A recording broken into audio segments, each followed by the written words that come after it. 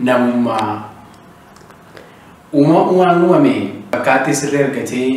gatii akka walii baasuuf waaqni nama uummate madaaliin dandeessu dachii diriirtuu dirraa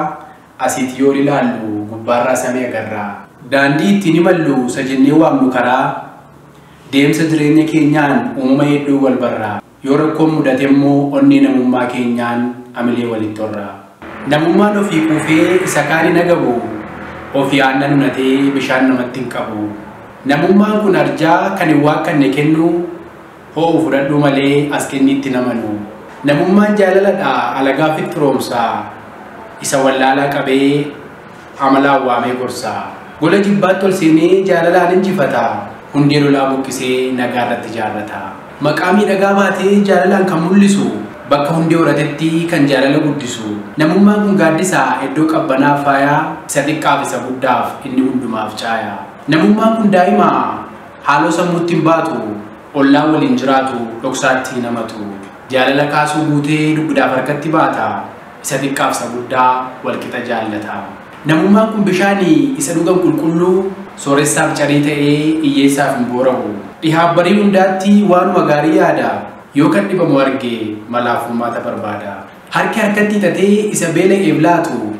barruun jibba darbatee bissii jaalalaa baatu ijatti faara tolchee gurraaf dhageettii uuma jaalalaan jiraachuun ni dagaagsa namummaa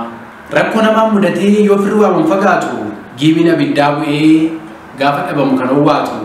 hollaatu waliif kafanaa jaalalaaf obbolummaa rakkoof gidiraa keessaa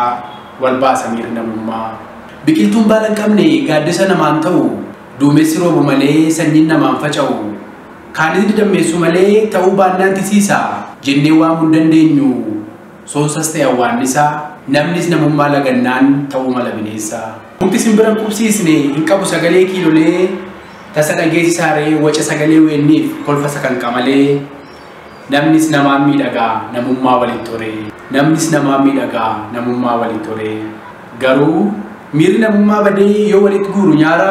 gammachuu walii lagannee gaafa wal dhorkan dhufaara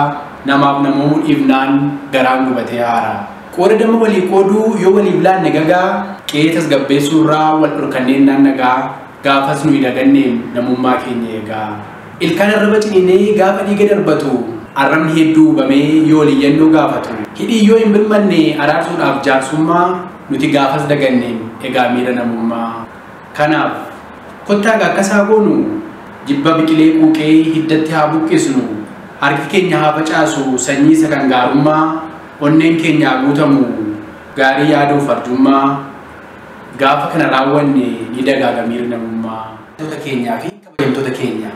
sagantaa kana warreen daawwachaa jirtaniif ilaalaa jirtan guddaa galatoomaa isiniin jenna sagantaa kana garuu osoo hin jaallatin biran darbina kara gadee jirti like godhaa share godhaa waltumsaa video teenya akka jaallatan shakkii akka leemamu isaanii maaliif akka isin jaallatanii hedduu isin jaallanna waan nuti isin geessinu ammoo yeroo hedduu osoo nu saalfachiifnee akka nu qeebaltan waan beeknuuf saniifuu taabii tani cufuu keessan dura akka dalgaa klik akka dalgaa agarsiisu bakka san tuqaatii yeroo biraa walitti deebinaa arraaf nageetti